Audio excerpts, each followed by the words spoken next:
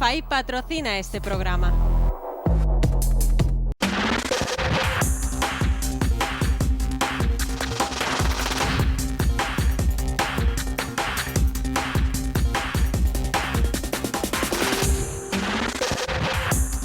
Muy buenas y bienvenidos a La Campana, el programa de educación financiera con Alberto Chan, que os ayudará a mejorar vuestras finanzas. En el programa de hoy os traigo un tema muy cercano, muy importante y que al fin y al cabo todos y cada uno de nosotros vamos a utilizar alguna vez. Vamos a hablar de los tipos de interés. Al fin y al cabo, una hipoteca, algo tan cotidiano que nunca se nos ha explicado en la televisión o en la escuela.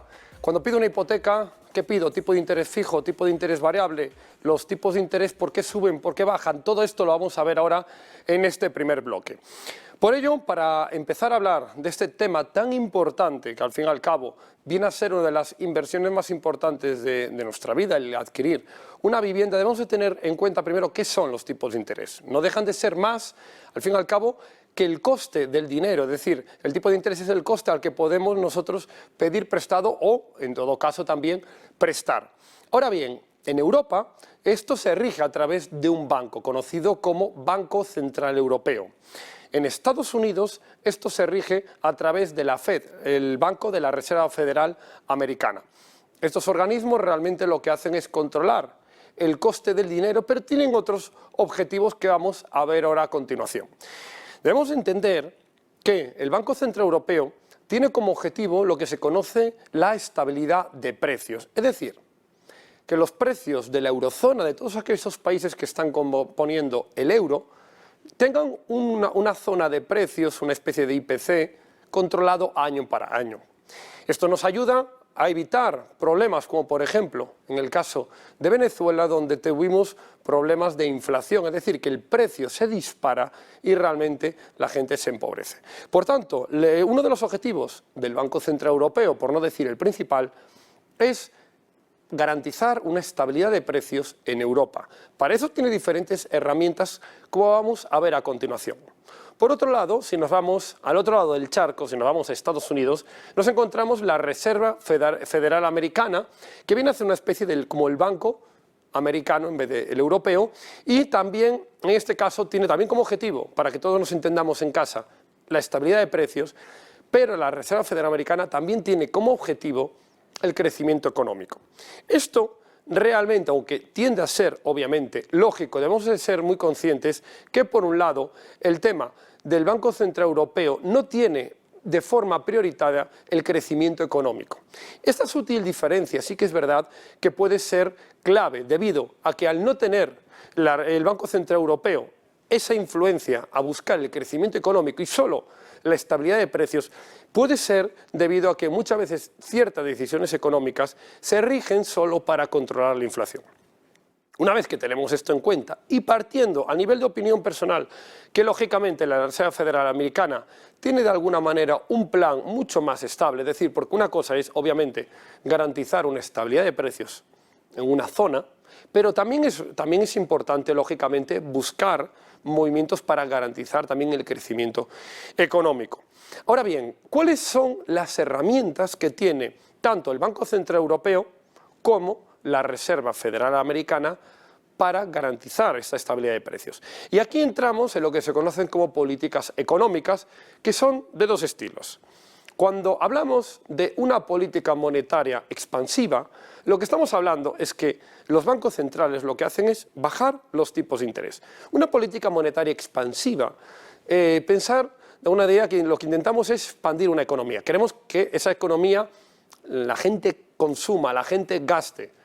¿Y cómo se consigue? Pues muy sencillo. El Banco Central baja los tipos de interés y de esa manera los préstamos se abaratan. Pensemos de alguna manera en economía de andar por casa. ¿Qué ocurre con esto? Si yo voy a un banco y me encuentro que ahora los préstamos son muy baratos, es decir, me van a cobrar muy poco por pedir prestado, es más fácil que pueda pedir dinero prestado para gastarlo, en lo que considere, para invertirlo, para lo que quiera, para emprender. Y de esta manera es más fácil que una economía se active. Si yo pido prestado, puedo invertir, puedo gastar. Si yo gasto, la empresa a la que le he comprado, esa empresa va a tener beneficios. Si esa empresa tiene beneficios, podrá contratar más. Al contratar más, bajará el paro. Más personas tendrán mayor renta, podrán gastar. Entonces se activa lo que se conoce como un crecimiento económico. Ahora bien, por otro lado, existe lo que también se conoce como política monetaria restrictiva, que es exactamente lo contrario, es decir, es subir los tipos de interés, es de alguna manera encarecer los préstamos, y cuando estamos encareciendo los préstamos, cuando cada vez los estamos poniendo un poquito más caros, de tal manera que esa misma persona que fue a pedir un préstamo al banco y que lo tenía a un tipo de interés bajo, ahora lo tiene un poquito más alto, obviamente lo que está buscando el Banco Central Europeo, lo que está buscando la Reserva Federal Americana, es que esa persona se lo piense dos veces o al menos no pida tanto prestado. ¿Esto para qué se intenta? Esto es lo que se busca, es un poco enfriar la economía, porque hay veces que la economía cuando empieza a crecer, los precios empiezan a aumentar, y aquí surge una idea de que no es conveniente que el crecimiento vaya tan rápido, porque aunque puede parecer en todas nuestras casas decir, oye, Alberto, ¿cómo dices que el crecimiento económico no es bueno? Es bueno, pero cuidado porque el crecimiento económico va ligado a una subida de precios, en lo que se conoce la cesta de la compra de toda la vida o el IPC. ¿Qué ocurre con esto?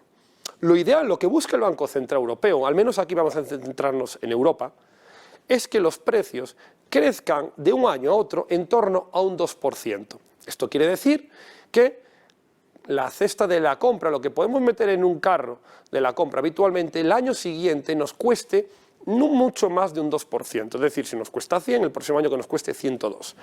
¿Con esto qué conseguimos? Bueno, pues pensar por un lado, si tú quieres comprar un vehículo, si tú quieres comprar una vivienda, si quieres comprar lo que sea, y esperas que el próximo año eso cueste aproximadamente un 2% más, ¿qué harás? Lo más probable es que inicies la compra en este año evitando que se te encarezca el siguiente año. Esto es una economía sana, es decir, la gente acaba gastando, hay una demanda interna del país y se va produciendo un crecimiento económico a la vez que los precios van poco a poco subiendo. Ahora, imagínate que esto se empieza a desmadrar un poco, que la gente empieza a gastar demasiado exagerada. ¿Qué ocurre con esto? Que la inflación puede empezar a subir del 2 al 3%, al 4%, al 5%, y lógicamente esto es un peligro, porque si empiezan los precios a subir mucho más rápido que los salarios, ¿qué ocurre con esto? Que la gente empieza a perder poder adquisitivo. Recordar que al fin y al cabo, lo que nosotros ingresamos en el dinero, en el salario, por tener un negocio, hay que compararlo siempre a cuánto está creciendo la inflación. Si los precios suben mucho más rápido de lo que suben nuestros ingresos, nos estamos empobreciendo. Esto hay que tenerlo muy en cuenta. Y tenemos también que ser conscientes que en países donde ha reinado el comunismo, no han podido o no han sabido controlar la inflación. Se han disparado los precios y esto ha provocado realmente empobrecimiento en la gente, es decir, que el dinero realmente no valga nada, que prácticamente tengas lo que una barra de pan te costaba en un año, el siguiente año prácticamente fuera todo el salario que ganabas en un mes. Entonces, cuando esto ocurre, los bancos centrales actúan subiendo los tipos de interés para ir frenando progresivamente a que sí, exista crecimiento económico, pero cuidado controlando los precios.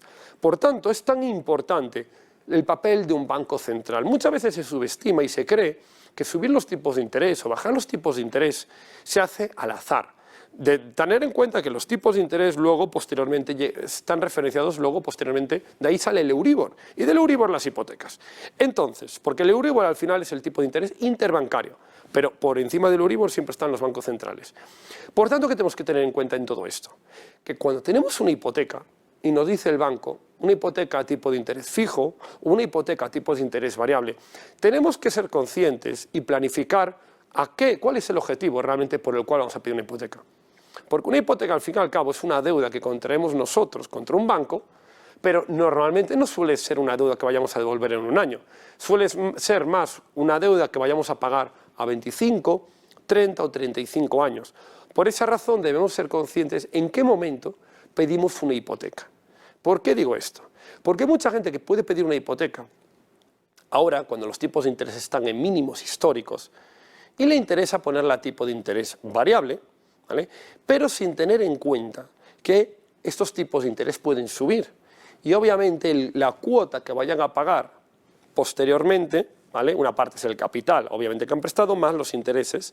Los intereses pueden empezar a subir muy rápido. Y esto tiende a provocar peligros y problemas financieros a lo largo de los próximos años. Muy similar a la etapa que ocurrió precisamente aquí en España del año 2002 al 2007, donde empezaron a subir los tipos de interés con el crecimiento, y llegando al 2007 prácticamente a una precrisis que explotó todo en el 2008, con unos tipos de interés por parte del Banco Central Europeo del 4% y que mucha gente no pudo pagar la cuota de las hipotecas. Por tanto, esto hay que tenerlo muy en cuenta, de tal manera que cuando los tipos de interés están bajos, uno de los mejores consejos que uno puede dar es que la gente se dé cuenta o busque un tipo de interés fijo, porque obviamente mantendrá a lo largo de 20, 25 o 30 años un pago relativamente mejor que si en ese momento lo coge variable. Pero recordar que al fin y al cabo es una planificación a 30 años, donde el Banco Central Europeo puede empezar a subir los tipos de interés y, lógicamente, ese encarecimiento de los intereses lo pagaremos nosotros en la hipoteca que tengamos al fin y al cabo en nuestro día a día. Por tanto, debemos de tener en cuenta en qué se basa el Banco Central Europeo a la hora de subir los tipos de interés. Pues mira, prioritariamente, esto, la inflación. Si la inflación, cuando en las noticias escuchéis que la inflación anual de la eurozona está en el 1,5%, en el 1%, en el 2%, no hay ningún tipo de problema. En ese caso no mantienen o no tienden a mover mucho los tipos de interés. De hecho, los mantienen, como llevamos en los últimos años, estables a prácticamente 0,025. Ahora bien, si la inflación empieza a subir el 2 y vemos una inflación del 2,5%, del 3%, del 3,5%, obviamente ahí el Banco Central Europeo va a tener que decidir si esa inflación, ese repunte es puntual, en ese caso podría no hacer nada. Pero por otro lado, si considera que no es puntual ese repunte, que se puede mantener o incluso incrementarse, es probable que el Banco Central Europeo inicie una política monetaria restrictiva, empezando a subir los tipos de interés. Obviamente, al subir los tipos de interés, empezará también el Euribor a subir y por consecuente, y hablando en plata, la cuota de la hipoteca que acabará pagando todo hijo de vecino al final del mes. Por tanto, eso es lo que tenemos que tener muy en cuenta, que la inflación es positiva entre el 0 y el 2%, es decir, que haya algo de subida de precios es positivo porque incentiva a que la gente gaste, a que si el próximo año algo va a estar más caro, lo compro este año, y de esta manera se genera un crecimiento, ¿sabe?, en una economía. Pero por otro lado, hay mucha gente que no entiende por qué, Alberto, cuando los precios bajan, porque a veces se tiene dado, y de hecho se dio, en la pasada crisis financiera del 2008 al 2009, se dio un tiempo en España que hubo deflación. Igual que la inflación es subida de precios, la deflación es bajada de precios. Y esto mucha gente no entiende cómo puede ser que la deflación pueda ser incluso peor que la inflación o peligrosa. Porque al fin y al cabo pensar, la deflación ¿qué es? Bajar los precios. Es decir, si imaginaros que yo voy a comprar un vehículo y hay deflación, la economía, estamos en una crisis económica y los precios bajan y bajan y bajan. Entonces, claro, decimos, a priori puede parecer que es ideal. Oye, si voy a comprar un coche de X miles de euros, ¿para qué voy a comprarlo este año? Si el próximo año me va a salir un poco más barato. Y quien dice un coche, dice una vivienda. Pero quien dice una vivienda dice cualquier artículo. Pero ahora pensar, si es lo que estamos nosotros pensando de forma oportunista, es decir, bueno, lo voy a comprar este año, lo espero, porque para el año va a estar más barato. Y luego, en todo caso, si el próximo año veo que siguen bajando los precios, a lo mejor lo demoro otra vez, si no tengo prisa. Pero imaginar este pensamiento, que es lógico, en millones de personas. Imaginar que millones de personas de este país se ponen a pensar, ¿para qué voy a comprar un vehículo? Este año espero para el próximo y dejo mi dinero ahorrado. Y quien dice un vehículo, dice un piso, dice un ordenador, dice cualquier cosa. Esto de demorar nuestro gasto, ¿qué implica? Que las empresas no vendan. Al no vender las empresas, bajan sus beneficios. Seguimos con ese. Al bajar los beneficios, ¿qué va a ocurrir? Las empresas van a tener que reducir producción. ¿Qué implica, hablando en plata, reducir producción? Despedir a gente. ¿Qué ocurre cuando se despide a gente? Que al final esa persona que va al paro tiene menos ahorro, lógicamente, no tiene ingresos. Al no tener ingresos, ¿qué va a ocurrir con la demanda? Va a seguir gastando menos. Al gastarse menos en el país, volvemos otra vez a que la empresa va a ganar menos, va a despedir, entonces empieza a aumentar el paro, empieza a bajar la demanda. Y fijaros lo peligroso que es este bucle, que es absolutamente demoledor en una economía. Por tanto, la deflación, la bajada de precios, puede llegar a ser incluso más peligrosa que la inflación alta. Lo ideal y aconsejable, como os digo, en Europa, al final, es que exista una subida de precios cada año, pero una subida de precios más o menos cómoda, entre el 1 y el 2%. Cuando existe eso, y esto se acompaña posteriormente de crecimiento económico, es cuando podemos llegar a tener un crecimiento económico de muchos años, de tal manera que las empresas puedan vender, contratar y que todo el paro de alguna manera vaya bajando progresivamente. Pues así es como funciona realmente el papel de los bancos centrales, tanto en Europa, tanto en Estados Unidos, el papel del tipo de interés, y también hemos visto hoy qué es esto de la inflación y la deflación. Ahora nos vamos a ir a publicidad y a la vuelta, no os lo perdáis, porque vamos a hablar de bolsa, vamos a hablar de inversión y a la vuelta también tendremos una entrevista muy importante con Daniel Rojo, el mayor atracador de bancos de España, que hoy nos acompañará y nos explicará su reconversión y su emprendimiento totalmente cambiante en su vida. ¡Nos vemos! Elimina el ruido de las demás redes sociales y céntrate en tu trading. Bullfy es la primera red social y de noticias exclusivamente de trading para que el mundo de las inversiones y la tecnología te hagan la vida más fácil. Antes había que comprobar constantemente varias aplicaciones para controlar los precios, las noticias, ver análisis, acceder a los mejores cursos formativos homologados, interactuar con las comunidades y aprender. Ahora todo el trading se concentra en la única app de trading que necesitas, porque con Bullfy hacer trading será mucho más cómodo.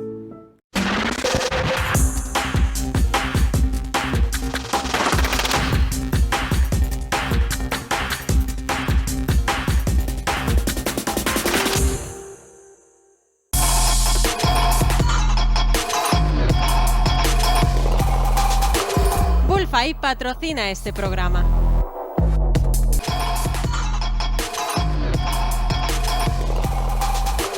Bullfy patrocina este programa.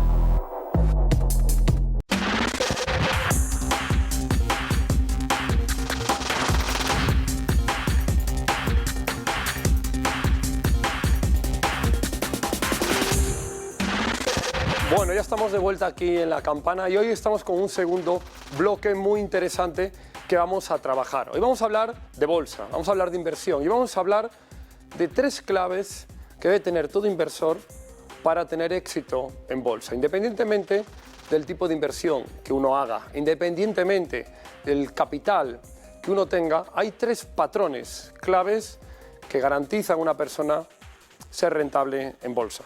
Y esos patrones, hoy los traigo aquí, los he recogido en mi libro Gana y Dinero en Bolsa, que fue un libro que escribí hace 8 años aproximadamente, va camino a su 10ª edición y se había convertido en aquel momento en bestseller de economía. Y por eso hoy os traigo aquí una serie de los secretos que quiero hoy detallaros. Todo el sistema de inversión de bolsa, en acciones, parte de 3 bloques. Nuestro método de inversión, la gestión monetaria que vamos a tener, cómo controlar los riesgos y, por último, la psicología de inversión que veremos esta parte al final. El método de inversión, que es el primer bloque de todos, al fin y al cabo no deja de ser más que fundamentalmente entender cuándo comprar y cuándo vender. Podemos aprender ese sistema de inversión de cómo ganarle al mercado, cómo ganar esa ventaja estadística donde tengamos, hablando en plata, más aciertos que errores a través de 2 tipos de sistemas. Sistema de análisis técnico y sistema de análisis fundamental. Debemos de tener en cuenta que el análisis técnico es analizar los precios. Analizamos el comportamiento de una acción que hizo en el pasado y con ello estimamos el comportamiento futuro. Esto es lo que se considera el análisis técnico y que realmente, bueno, el análisis técnico no es actual, fue desarrollado por Charles Dow y Ed Jones, que eran 2 periodistas hace más allá de 100 años y que descubrieron los patrones de los precios. En honor a estos 2 periodistas se creó el índice Dow Jones, que hoy se conoce como el índice más importante de Wall Street. Por tanto, el análisis técnico al fin y al cabo es analizar eso, el patrón del precio que hizo en el pasado y estimar con ello el comportamiento futuro. Si hacemos un análisis técnico correcto, podemos llegar a tener hasta un 70% de probabilidades a nuestro favor en lo que mucha gente considera que es azar. Lógicamente, si fuera azar, no habría ningún inversor profesional en bolsa. Eso debemos de tenerlo muy en cuenta. Y hay también que tener en cuenta una parte importante. El análisis técnico como tal gana fiabilidad cuanto mayor es el horizonte temporal de una inversión. Es decir, una persona que invierte un poco más a medio y largo plazo va a tener mayor fiabilidad de aciertos que aquel que busca una inversión más cortoplacista, porque cuanto más cortoplacista se invierta, influye más ese 30% de error que existe en el mercado de variables que, en fin, no podemos controlar, como puede ser un atentado, como puede ser que hable un determinado político, como puede ser un cambio en los tipos de interés. Todas esas serie de variables que no conocemos, que no controlamos, influyen cuanto más en el cortísimo plazo, operaciones de 1 minuto, 5 minutos, pero de alguna manera van perdiendo relevancia en el medio plazo, en inversiones en gráficos de 4 horas, gráficos diarios. Luego, por otro lado, también podemos tener un sistema de inversión rentable con otro tipo de análisis. Hemos visto el análisis técnico y luego tenemos el análisis fundamental. El análisis fundamental es el preferido por uno de los mayores inversores de todos los tiempos, Warren Buffett. Al fin y al cabo, el análisis fundamental no es más que analizar la contabilidad, la economía de una empresa. Es decir, mirar los libros, cuánto está ganando la compañía, cómo evolucionan sus ingresos, sus ingresos suben, sus ingresos bajan, cómo está la deuda, los gastos. En definitiva, chequear lo que sería de alguna manera hacer una economía doméstica de cuánto gana una familia, cuánto se gasta y cómo va la economía, pues eso, analizárselo a una empresa. ¿Cuál de los dos sistemas es mejor? ¿Análisis técnico o análisis fundamental? Pues fijaros bien. Como diría Sócrates, la virtud está en el término medio. Al fin y al cabo, no quiere decir que el análisis fundamental sea el mejor, ni tampoco el análisis técnico, pero combinando los dos, podemos hacer un análisis muy interesante. Es decir, podemos llegar a analizar una compañía, imaginaros como Netflix, como Amazon, como McDonald's. Analizamos la compañía, analizamos qué productos está sacando al mercado, analizamos sus ingresos, cuántos beneficios está teniendo, cómo están evolucionando esos beneficios, y si vemos que tiene una buena evolución y que puede seguir esa buena evolución, luego posteriormente nos vamos a análisis técnico. Es decir, vale, esta compañía está evolucionando bien, yo quiero invertir en ella, y ahora quiero comprar o pagar un precio ideal por las acciones. Pero ahora tengo que ver si esas acciones están sobrevaloradas o infravaloradas, en definitiva, si están caras o baratas. Por eso, ahí el análisis técnico entra para, una vez que hemos acertado y buscado la empresa que consideramos que es ideal, es decir, que está bien gestionada, nos toca otro papel importante, pagar el precio ideal por las acciones. Este es un tema muy importante porque al fin y al cabo, como decimos, si compramos una acción a un buen precio, hemos hecho ya el 70% de una buena inversión. Podemos entrar en una buena compañía pero a un mal precio y podemos estar arrepintiéndonos. Pero si entramos en una buena compañía y además sabemos elegir el momento de un buen precio, vamos a tener doblemente una gran efectividad de acierto. Recordad que todo ese tipo de análisis técnico, análisis fundamental, lo podéis aprender en nuestra escuela de Trilogy Value, donde además podéis aprender toda la formación de lo que es un trader profesional y con diploma oficial acreditativo por la EFE Business School. Por otro lado, además de este primer bloque de cómo compramos determinadas acciones, hay un segundo bloque que es fundamental a la hora de ganar dinero en bolsa. El segundo bloque hace referencia a la gestión monetaria, a la gestión del riesgo. Es decir, yo voy a invertir, inversión tiene riesgos. ¿Cómo controlo los riesgos?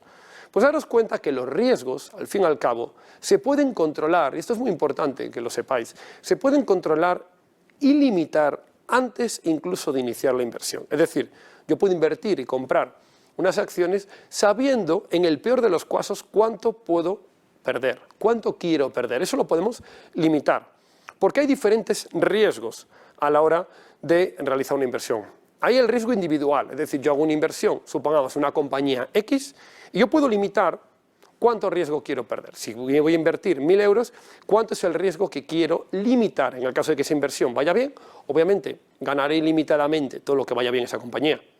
Pero si va mal, puedo limitar si quiero perder 50 euros, si quiero perder 100 euros. Eso se puede limitar a través de diferentes mecanismos, entre ellos el conocido stop loss. Por otro lado, una vez que tenemos el riesgo individual, que es cuánto quiero perder en una operación, tenemos el riesgo global de la cartera. Es decir, ¿vale? Hemos limitado una operación, pero ahora tenemos que tener en cuenta que esa operación puede que no sea la única de nuestra cartera. De hecho, no es aconsejable que sea única. Tenemos que tener diversificación de cuentas. Podemos invertir en una compañía, en otra compañía, podemos tener inversiones en un fondo de inversión, inversiones en divisas, etc. Una diversificación en esas inversiones, de tal manera que así vamos a poder tener también un riesgo controlado en conjunto. Pero luego hay un tercer riesgo que debemos de tener también, y es el riesgo de mercado. Imaginemos que individualmente nosotros arriesgamos 1% de nuestro dinero en una operación, y otro 1% en otra operación, y 1% en otra operación. Muy bien, y parece que estamos llevando el riesgo individual controlado, y el riesgo global de nuestra cartera controlado. Pero ¿qué ocurre, como se dice, si ponemos todos los huevos en la misma cesta? ¿Qué ocurrió a la mayor parte de los inversores en pisos, en el tema inmobiliario, en el 2008? Independientemente de que tuvieran muchos pisos, la mayor parte de ellos sufrieron porque habían invertido exclusivamente en un solo mercado, en este caso el mercado inmobiliario. Si el mercado inmobiliario va mal, obviamente ese efecto arrastre de la burbuja inmobiliaria tuvo un efecto devastador en las economías. Ahora bien, un inversor profesional, como así formamos en Trilogy Value, debéis de tener en cuenta una cosa muy importante. Hay que saber gestionar y trabajar diferentes mercados. Podemos invertir parte de nuestro dinero en el mercado forex, mercado de divisas, podemos invertir parte de nuestro dinero en las acciones, podemos invertir parte de dinero, por ejemplo, en mercado inmobiliario, es decir, diferentes mercados, de tal manera que aunque unos mercados vayan bien y otros mal, sigamos limitando y controlando el riesgo global. Y así es como funciona realmente un inversor profesional. Eso de me salió mal la inversión, lo he perdido todo, obviamente no es inversión profesional, es jugar a la bolsa. Por esa razón, un inversor profesional invierte, un novato juega a la bolsa. No juguéis a la bolsa, invertir. Y para invertir previamente tenéis que hacer una inversión que no es en bolsa, es en vuestra educación financiera o, lógicamente, viendo programas como La Campana, primer programa de educación financiera de este país, lógicamente. Y luego, tercer bloque, vamos allá con la parte del psicotrading. Hemos hablado del método de inversión, que al fin y al cabo es tener ventaja estadística. Hemos hablado de controlar los riesgos. Y no hemos hablado todavía de cómo controlar nuestras emociones. Al fin y al cabo, cuando invertimos, estamos poniendo en activo una parte de nuestro bloque, como es el siguiente. La mente racional y la mente emocional. Cuando hacemos cualquier actividad, imaginemos, hemos estudiado una ingeniería y aplicamos eso y estudiamos cualquier tipo de profesión, normalmente suele trabajar la mente racional, es decir, lo que hemos estudiado se aplica. Pero en el trading, en el mundo de las inversiones, cuando estamos invirtiendo dinero, se activa una parte de nuestro cerebro llamada amígdala, que es la parte de la emocionalidad, de las emociones, del estrés, de la ansiedad, de dispararse el cortisol, la adrenalina. ¿Y esto qué provoca? Provoca que tengamos una serie de reacciones que no suelen ser muy habituales en el mundo del dinero. Y eso entremos aquí en un mundo aparte, que daría para un programa entero, como es la neuroeconomía, en donde realmente una mente humana, si no sabe cómo se va a comportar con el dinero, acabará haciendo un patrón perdedor en las inversiones.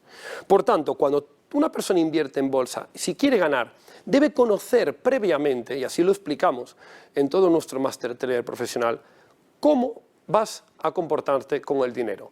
Cuando conoces y reconoces cómo se comporta una mente ganadora en el dinero y consigues neutralizar la mente emocional, acabarás pensando y actuando de una manera racional y fría con el dinero, y eso, ¿sabéis lo que supone?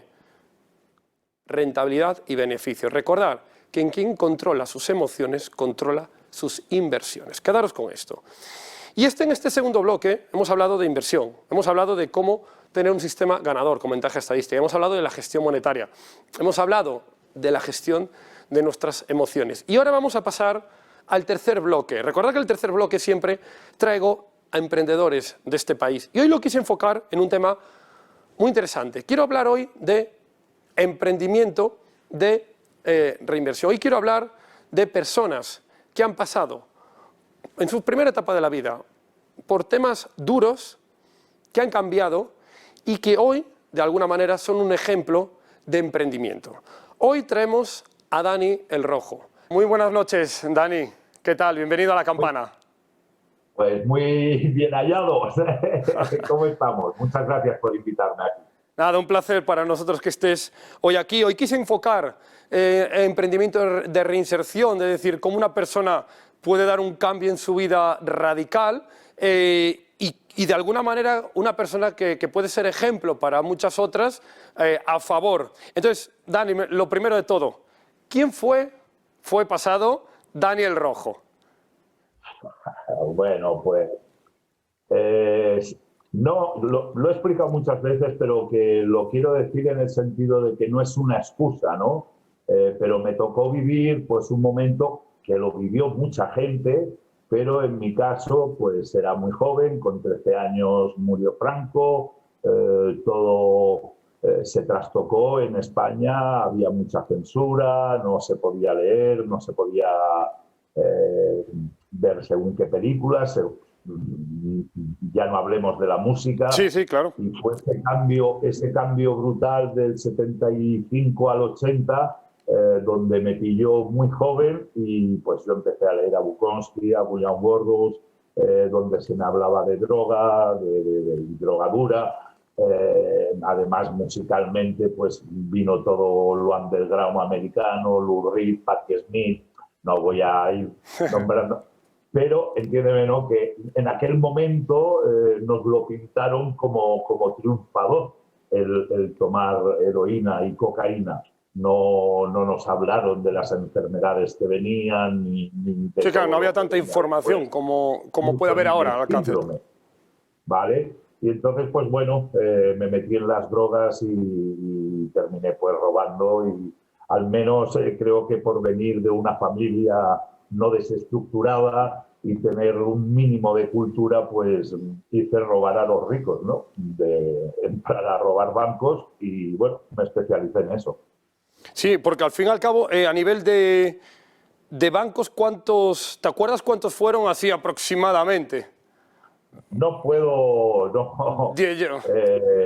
Imputados tengo más de 150, así que... Sí, vamos, que fueron muchos, al fin y al cabo, sí, en ese aspecto.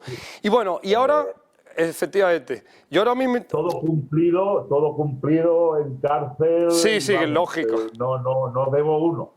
Exacto. Y ahora, ¿quién es el Dani del Rojo de ahora? Porque, claro, fue un cambio radical, has emprendido, has cambiado y has desarrollado en diferentes facetas. La verdad que si alguien de los que me escuchan pues quieren ver en mis libros biográficos lo explico, pero yo ya un poco antes de la última vez que me detuvieron en el 91, ya no estaba contento con lo que hacía, ¿no? Pero claro, estaba tan enganchado a las drogas y tan enganchado a coger dinero rápido que no podía parar. En mis libros doy gracias a la policía por haberme detenido en el 91 porque así estoy vivo, porque si no hubiera muerto con el ritmo de vida que llevaba en aquel entonces. ¿Qué pasa? Que en la última condena pues me sirve de reflexión, de ver que ya voy a cumplir 30 años, que llevo muchos años de cárcel, que algo tiene que cambiar en mi vida y, por supuesto, como llevo 20 y tantos años tomando droga sin parar, pues digo que quito la droga de mi vida y cuando quito la droga de mi vida, pues se abre un mundo diferente. Encima, gracias a la justicia también, pues logro hacer que se me haga delito continuado, lo que iba a ser una condena muy larga se termina en una condena de 18 años, que es una condena, pero bueno, ahí cumplí lo mío y cuando salí, pues como siempre he dicho, soy un ser afortunado y cuando salí enseguida creo que encontré los 4 pilares, ¿no?, para la reinserción. Que mi familia me apoyara, eso lo tenía muy claro, mis padres y mi hermano estaban conmigo, el pilar principal, que uno quiera cambiar, y luego el tercero y el cuarto van tanto da como venga de sitios, sino que es el amor, encontrar a una persona que te quiera, ¿no? Y trabajar, encontrar algo en que trabajar que te resulte eso, ¿no? No beneficioso económicamente, que por supuesto también, pero que te guste lo que hagas, ¿no? Y es lo que me pasó, ¿no?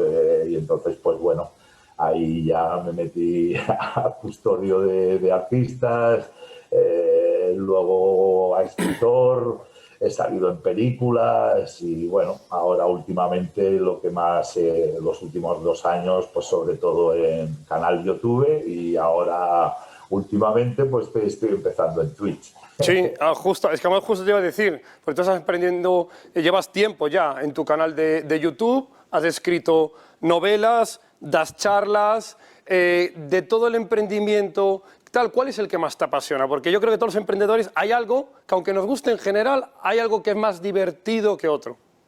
Vamos a ver, es que yo me lo paso muy bien ahora mismo en esto del Twitch, es una plataforma muy moderna, estás en contacto con los jóvenes directamente y me lo paso muy bien, ¿no?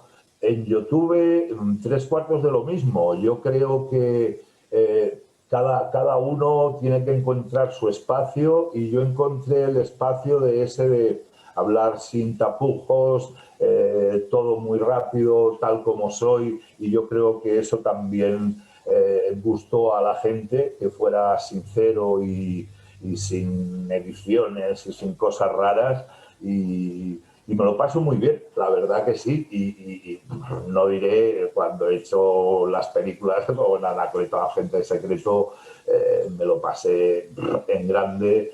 Por eso digo o cuando he escrito, tengo 8 novelas publicadas, 4 a 4 manos, con escritores que son ellos los que escriben y yo narro, y 4 escritas de mi puño y letra, ¿no? Y también me lo he pasado muy bien cuando escribo. Yo creo que es una actitud de vida, ¿no? De querer estar contento y positivo. Y bueno, pues yo soy así. Entonces, no puedo decir una cosa concreta que sea la que más me gusta. Sí, yo me imagino que dentro de tu nueva vida, de tu faceta, el tema de también haber conocido personajes como Messi, como Andrés Calamaro, pues son unas experiencias al final también muy positivas. Piensa que ya lo digo en mis libros, el hecho claro, cuando empecé en el mundo del artisteo, por decirlo así, sí que fue gracias a Loquillo, pero Loquillo era un amigo mío de la infancia, ¿no? En cambio, el poder conocer eso, ¿no? A Messi, Calamaro, gente que no había conocido de nada, y personas tan importantes, o Rosario, o Bunbury, que confiaran en mí para llevarlos en coche, para mí era una subida de ego, ¿no? De decir, estoy haciendo las cosas bien. Claro que sí, estoy muy agradecido a todos ellos. Hay una parte que entiendo, por lo que has dicho, al fin y al cabo el emprendimiento de reinserción, ¿lo busca la sociedad o lo busca el propio individuo? Ya sé que es una pregunta que ya sé más o menos la respuesta. Vamos a ver, la sociedad, por desgracia, seguimos siendo hipócritas, ¿vale? Y aunque decimos que sí, pero yo cuando he querido trabajar me han puesto problemas por todas partes. Uno es el que se reinserta, tiene que ser el que quiere, el que sepa que la vida no es nada fácil y que tienes que luchar, que todo lo fácil no es bueno, sino que lo bueno siempre es con constancia y tesón, y no hay otra. Totalmente, Dani. Y ya para terminar, me gustaría, porque yo siempre lo pido siempre, ¿qué consejo daría? Porque muchas veces el Daniel Rojo actual al Daniel Rojo de cuando tenías 20 años. Porque creo que el darse un consejo uno mismo muchas veces es complejo. Mira, por suerte tengo a mi madre viva aún y estoy con ella, ella está en un pueblo, pero que nos vemos habitualmente. Y bueno, incluso hace poco la saqué en mi canal YouTube. Y si no digo, ya lo he dicho siempre, que soy de aprender, no de arrepentirme, pero como consejo a mi Dani joven le diría que haber hecho más caso a tus padres.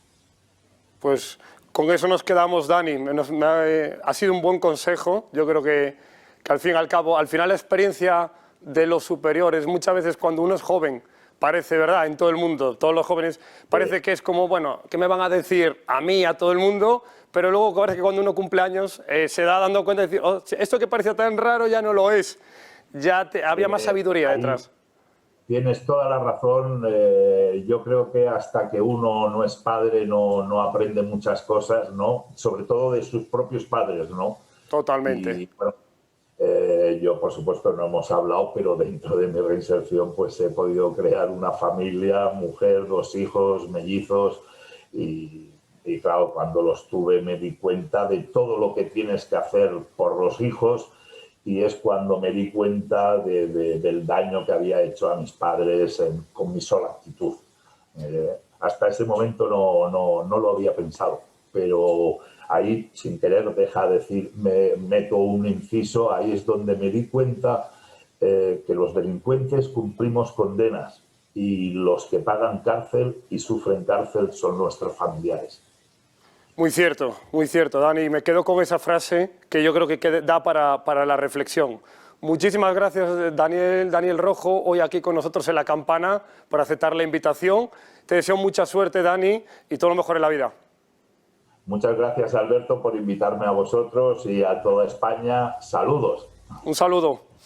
Y bueno, con esto cerramos hoy este programa y quiero hacer hoy una pequeña reflexión. Después de la entrevista hoy tratando el tema de emprendimiento, de reinserción, voy a hacer una pequeña reflexión porque hoy hablamos de los bancos y hemos hablado de los bancos centrales, los principales bancos que controlan Europa, que controlan Estados Unidos y nos hemos dado cuenta que al fin y al cabo los hilos del poder están mucho más arriba que el tema político.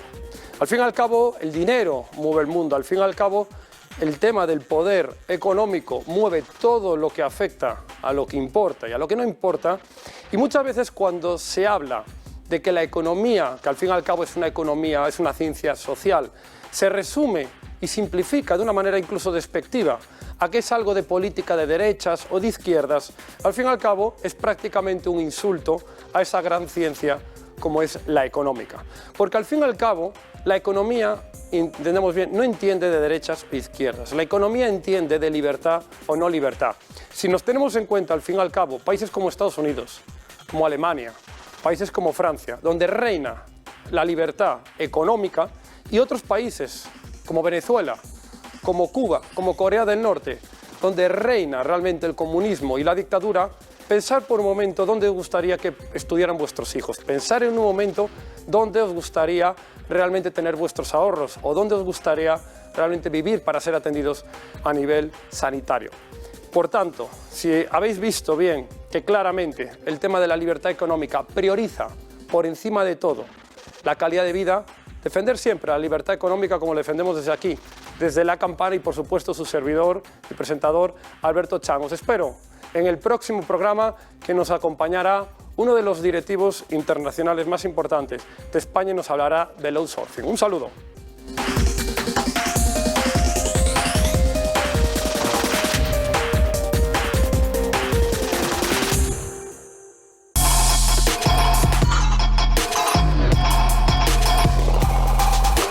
Bullfy ha patrocinado este programa.